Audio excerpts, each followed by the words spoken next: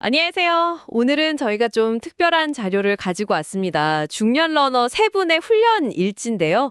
A, B, C 님이라고 할게요. 이분들 기록이랑 또 이걸 스포츠 과학적으로 분석한 보고서를 같이 좀 살펴보려고 합니다. 네, 이른바 마스터즈 러너라고 하죠. 한 35세, 40세 넘어서도 계속 달리고 또 기록도 내고 싶어 하시는 분들, 이분들 훈련법을 과학적으로 한번 제대로 파헤쳐 보겠습니다. 네.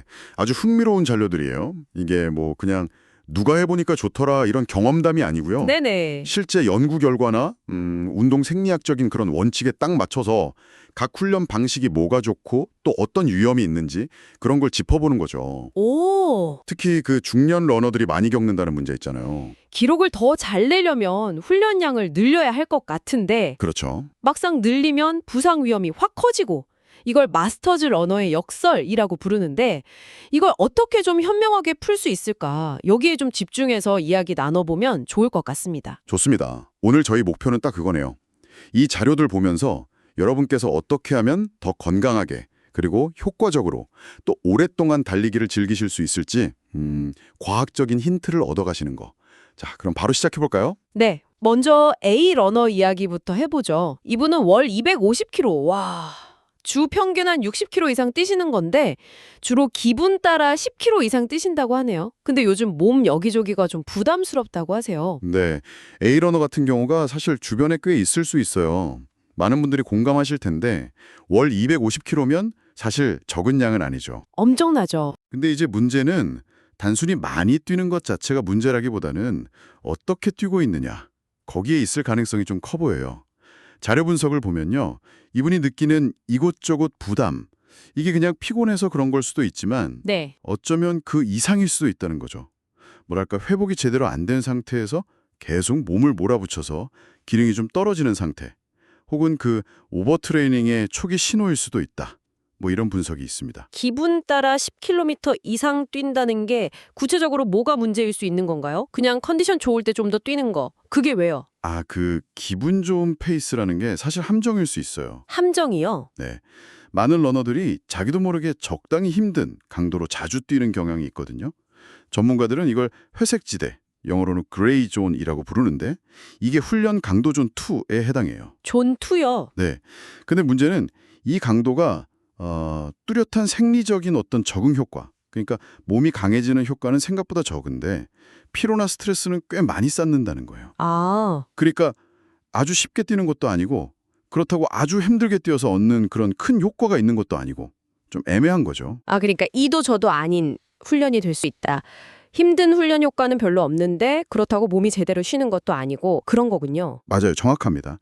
그리고 더 큰 문제는 이런 회색지대 훈련이 매일매일 반복될 때 나타나는 훈련 단조로움이에요.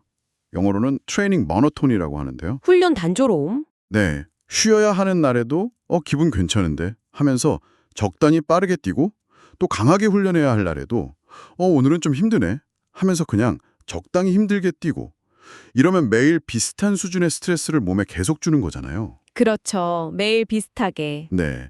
자료에 나온 여러 연구들을 보면 이런 단조로운 패턴, 특히 중강도나 고강도를 계속 반복하는 건 실력 정체는 물론이고요. 심하면 면역력이 떨어지거나 오버트레이닝 증후군 OTS하고도 직접적인 관련이 있다고 경고합니다. 와, 무섭네요. A러너 같은 경우 월 250km 나는 그 많은 훈련량이 혹시 대부분이 이 회색지대에서 이루어지고 정말 중요한 아주 쉬운 달리기가 부족하다면 몸은 계속 스트레스만 받고 회복할 시간을 못 갖는 거죠. 그렇군요. 단순히 많이 뛰는 게 문제가 아닐 수도 있다. 오히려 매일 비슷하게 그것도 적당히 힘들게 뛰는 그 단조로움이 문제일 수 있다.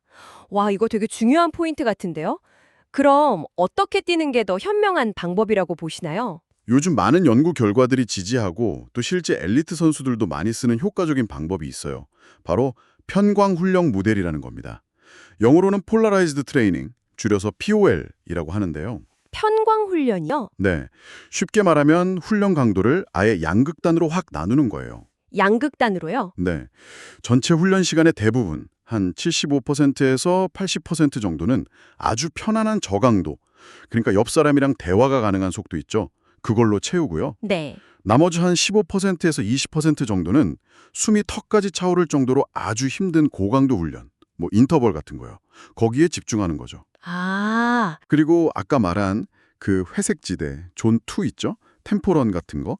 그런 훈련은 의도적으로 확 줄이거나 아니면 꼭 필요할 때만 아주 제한적으로 하는 겁니다. 와, 80%를 저강도로 채우라고요?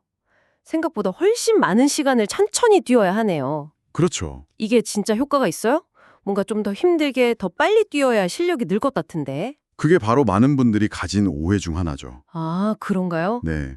여러 연구 결과를 종합해서 보면 이 편광 후연 모델이 다른 훈련 방식들, 예를 들어 매일 적당히 뛰는 거나 역치 훈련 위주로 하는 것보다 최대 산소 섭취 능력, 그 VO2 피크 같은 주요한 지표를 향상시키는데 더 효과적이었다는 결과가 많아요. 특히 훈련 수준이 높은 선수들한테서 더 두드러지고요. 오, 중요한 건 몸에 가해지는 전체적인 스트레스는 오히려 줄이면서도 경기력 향상은 더 크게 이끌어낼 수 있다는 거예요. 아주 효율적인 전략인 거죠. 효율적이다. 네, 최소한의 생리적 부담으로 최대 효과를 얻는 방법이라고 할 수 있습니다. 와, 효율적인 전략이라니. 이거 정말 솔깃한데요. 자, 그럼 이런 관점에서 다음 러너를 한번 보죠. 비러너인데요. 이분은 부상 때문에 인터벌 같은 고강도 훈련은 지금 안 하고 계신데요. 근데 격일로 10km 조깅이랑 5km짜리 중고강도 템포런을 번갈아 하신다고 합니다. 이건 좀 조심하시는 것처럼 보이는데요. 어떻게 보세요? 네, 겉으로만 보면 인터벌도 빼고 또 매일 뛰는 것도 아니고 격일로 뛰니까 좀 조심하는 거 아니냐 이렇게 생각할 수 있죠. 네, 그렇죠. 근데 분석 보고서에 따르면 사실 이 비러너가 세 분 중에서 재부상 위험이 가장 높을 수 있다고 지적합니다. 네, 가장 높다고요? 왜죠? 핵심은 바로 그 중고강도 템포런이에요. 이게 부상 회복에 아주 중요한 원칙에 크게 어긋날 수가 있습니다. 아니, 인터벌보다는 훨씬 약한 템포런인데 그게 왜 그렇게 위험하다는 거예요? 저도 그렇고 많은 분들이 부상 좀 나았다 싶으면 템포런부터 슬슬 시작하곤 하는데 바로 그 점이 문제입니다. 많은 분들이 그렇게 하시죠.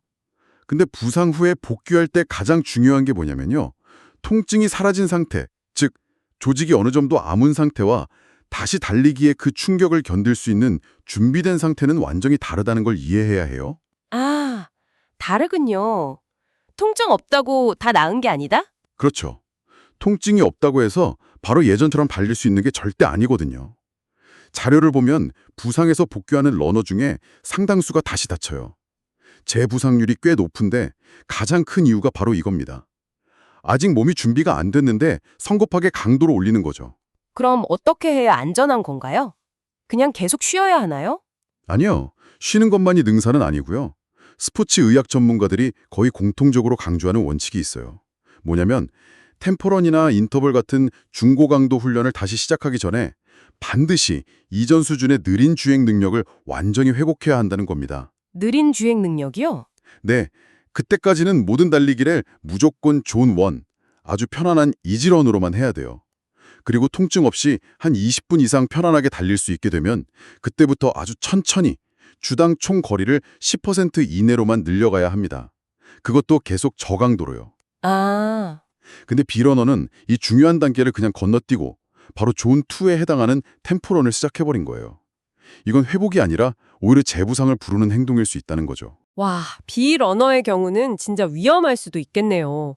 듣고 보니 저도 부상 겪었을 때 빨리 다시 뛰고 싶은 마음에 비슷한 실수 할 뻔했던 것 같아요. 아찔한데요. 네, 마음은 급하죠. 충분히 이해합니다. 정말 조심해야겠어요. 그럼 차라리 템포런 대신에 다른 걸 하는 게 나을 수도 있을까요? 네, 만약에 강도를 조금씩 다시 도입해야 하는 시점이라면 20분에서 40분씩 이렇게 지속적으로 다친 부위에 부담을 주는 템포런보다는요. 차라리 아주 짧게 한 15초에서 20초 정도 거의 전력 질주에 가깝게 확 뛰었다가 완전히 쉬는 스트라이드 같은 걸 몇 번 반복하는 게 신경이나 근육을 다시 좀 깨우면서도 부하는 훨씬 적어서 더 안전할 수 있어요. 스트라이드요? 네. 물론 이것도 충분히 저강도 달리기가 편안해진 다음에 아주 신중하게 시작해야 하고요. 그렇군요. 와, 비러너 관련해서 정말 중요한 지적 감사합니다. 자, 그럼 마지막으로 C러너를 살펴보겠습니다. 이분은 루틴이 꽤 체계적으로 보여요. 화요일, 목요일은 변형 템포, 나 인터벌 같은 좀 강도 있는 훈련을 하시고 월, 수, 토요일은 이지런, 금요일은 완전히 쉬고 일요일에는 등산을 하신대요. 이건 어떤가요? 네, 맞습니다. 딱 봐도 뭔가 계획이 있어 보이죠?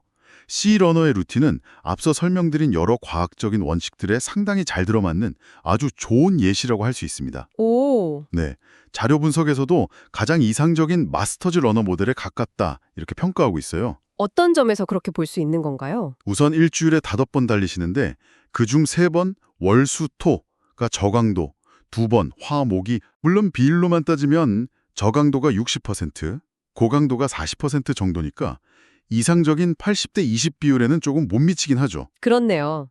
근데 더 중요한 건 그 애매한 회색지대 훈련을 의도적으로 피하고 강도를 명확하게 나눔으로써 훈련 단조로움을 피하고 있다는 점이에요. 이게 핵심입니다. 아, 회색지대를 피하는 거. 네. 그리고 또 하나 주목할 게 일요일 등산.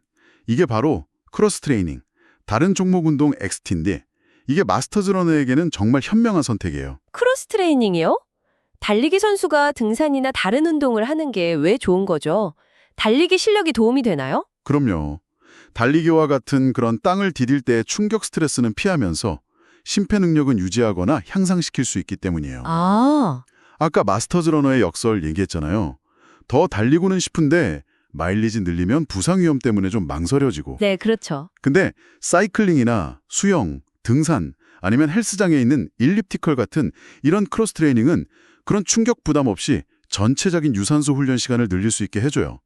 어떤 연구에서는 일립티컬만 타도 달리기 할 때랑 거의 비슷한 수준으로 심폐 능력이 좋아질 수 있다고 하거든요. 진짜요? 네, 그러니까 달리기 마일리지는 좀 안전한 수준으로 가져가면서 부족한 유산소 훈련은 XT로 보충하는 거죠.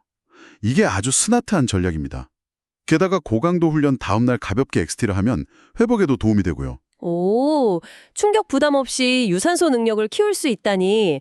와, 이거 마스터즈 러너에게는 정말 매력적인 방법인데요. C러너는 보니까 금요일에 휴식도 딱 정해놓고 잘 챙기시는 것 같고요. 네, 맞아요. 금요일에 완전히 쉬는 것도 아주 중요하고요. 또 하나 인상적인 부분이 몸 상태에 맞춰서 인터벌 강도나 횟수를 조절한다고 하신 부분이에요. 아, 네네. 그날 컨디션에 따라서 훈련 계획을 좀 유연하게 조절하는 자기조절 능력. 이게 사실 오버트레이닝을 막는 가장 중요한 요소 중 하나거든요. 그렇군요. C러너는 그럼 거의 완벽에 가까운 건가요? 혹시 보완할 점은 없을까요? 완벽하다고 하긴 좀 그렇고 딱 하나 이 자료에 명시적으로 언급되지 않은 부분이 있어요. 바로 근력 훈련입니다. SNC라고 하죠. Strength and Conditioning. 근력 훈련이요? 네. 물론 등산도 하체 근력이 어느 정도 도움이 되긴 하겠지만 달리기 관련 부상을 예방하고 또 퍼포먼스를 더 끌어올리려면 별도의 근력 훈련이 아주 중요합니다. 아, 근력 훈련. 이거 러너들 사이에서도 해야 한다, 안 해도 된다 말이 좀 많은데 과학적으로는 얼마나 중요하다고 보나요? 특히 C러너 같은 마스터즈 러너에게요? 아주 중요합니다. 매우요. 분석 자료들을 쭉 보면요. 일주일에 한 2번에서 3번 정도 특히 하체, 종아리, 허벅지, 엉덩이 근육, 그리고 코어 근육 중심으로 근력 훈련을 꾸준히 하면 달리기 부상 위험을 정말 크게 낮출 수 있다고 해요. 어떤 연구에서는 거의 3분의 1까지 줄인다고 하고요. 와, 3분의 1이요? 네. 그리고 달릴 때 에너지 효율성, 즉 러닝 이코노미라고 하는 지표가 있는데 이게 한 2%에서 8% 정도까지 좋아져서 기록 향상에도 직접적인 도움이 된다고 합니다. 기록 향상에도요? 네, 특히 마스터즈 러너들한테 흔한 부상 부위가 엉덩이 주변이나 팔, 무릎 이쪽이거든요. 이런 부위를 타겟으로 강화하는 근력 운동은 거의 필수적이라고 봐야죠. 왜냐면 나이가 들수록 자연스럽게 근육량도 줄고 힘줄이나 인대의 탄성도 좀 떨어지기 때문에 젊을 때보다 더 신경 써서 관리해야 하거든요. 그렇군요. 달리기만 그냥 열심히 팔 게 아니라 근력 운동도 꼭 시간을 내서 챙겨야겠네요. 알겠습니다. 자, 그럼 지금까지 나온 이야기들을 쭉 종합해서 각 러너에게 좀 구체적인 처방, 권장사항 이런 걸 내려주실 수 있을까요? 네, 한번 요약해서 정리해 볼게요. 먼저 A러너.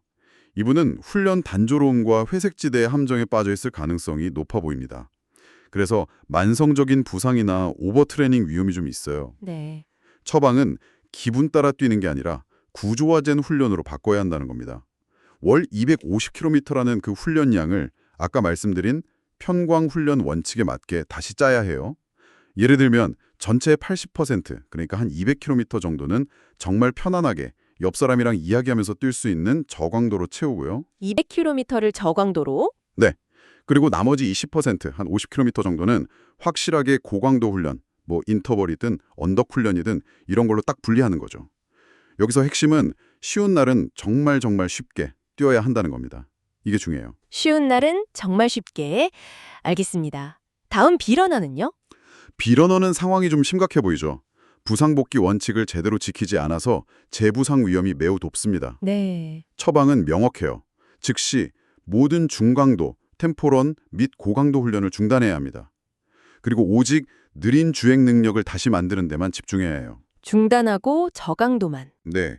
모든 달리기를 무조건 저강도로만 하고 통증 없이 20분 이상 달릴 수 있게 되면 그때부터 주당 10% 이내로 아주 조금씩 저강도 달리기 시간을 늘려가야 합니다. 강도를 만약에 다시 추가하게 된다면 절대로 템포런부터 시작하면 안 되고 아까 말한 스트라이드처럼 부하가 훨씬 적은 것부터 아주 조심스럽게 시작해야 하고요. 어쩌면 전문가랑 상담을 좀 받아보는 게 좋을 수도 있어요. 네. 비러너는 정말 전문가 도움이 필요할 수도 있겠네요. 마지막 C러너는요? 마지막으로 C러너는 가장 이상적인 모델에 가깝다고 했죠. 네. 이분에 대한 처방은 간단합니다. 지금 하고 있는 좋은 구조를 계속 유지하시고요. 여기에 추가로 주 2회 정도 엉덩이, 허벅지, 코어 근육 중심으로 근력훈련 SNC를 추가해서 부상 예방을 더 강화하면 금상첨화일 것 같습니다. 아, 근력운동 추가. 알겠습니다. 네, 정말 명확한 진단과 처방 감사합니다. 오늘 이렇게 세 분의 사례를 통해서 마스터즈 러너의 훈련법을 과학적으로 깊이 들여다봤는데요. 네, 핵심을 다시 한번 정리해보면 단순히 얼마나 많이 뛰느냐보다 어떻게 강도를 잘 나누느냐가 훨씬 중요하다는 것. 그렇죠. 즉, 대부분의 시간은 아주 쉽게 그리고 가끔씩은 아주 힘들게 뛰는 편광 훈련이 효과적이고 그 애매하게 힘든 회색지대 훈련, 나 매일 비슷한 강도로 뛰는 훈련 단조로움은 피해야 한다는 거네요. 네, 맞습니다. 그리고 달리기 자체의 충격은 좀 줄이면서 유산소 능력을 보완해주는 크로스 트레이닝의 가치, 또 부상 예방과 효율 향상을 위한 근력 훈련의 중요성, 그리고 당연하지만 충분한 회복, 이게 정말 중요하다는 점을 다시 한번 확인했습니다. 네, 정확히 짚어주셨어요. 특히 마스터즈 러너분들은 아무래도 몸에 변화가 있다 보니까 젊을 때랑 똑같이 훈련할 수는 없거든요. 그래서 이런 원칙들을 잘 이해하고 지속 가능한 훈련 계획을 세우는 게 무엇보다 중요합니다. 오늘 저희가 나눈 이야기들이 여러분의 건강하고 즐거운 달리기 생활에 조금이나마 도움이 되었으면 좋겠습니다. 네, 정말 유익한 시간이었습니다. 자, 이제 마무리할 시간인데요. 마지막으로 여러분께 질문 하나 던져드리고 싶어요. 오늘 저희가 이야기 나눈 이런 과학적인 원리칙들 있잖아요. 편광훈련, 회색지대 피하기, 근력운동 같은 것들. 이걸 여러분의 실제 훈련에 적용하실 때 단순히 계획표에 적힌 대로 따르는 걸 넘어서서요. 여러분 몸이 보내는 아주 섬세한 신호들 있잖아요. 예를 들면 이게 진짜 쉬운 달리기인가? 아니면 그냥 기분이 좀 좋아서 나도 모르게 빨라진 건가? 하는 그 미묘한 차이? 혹은 이 근육통은 어제 운동에서 생긴 건강한 통증인가? 아니면 뭔가 좀 안 좋은 부상의 신호인가? 하는 그런 느낌들? 이런 몸의 소리를 얼마나 잘 듣고 또 구별하고 그에 맞춰서 장기적으로 훈련을 조절하고 계신가요? 어쩌면 이 질문에 대한 고민이 오늘 나눈 이 지식들을 정말 여러분의 것으로 만드는 마지막 열쇠가 될지도 모르겠습니다. 한번 생각해 보시면 좋겠습니다.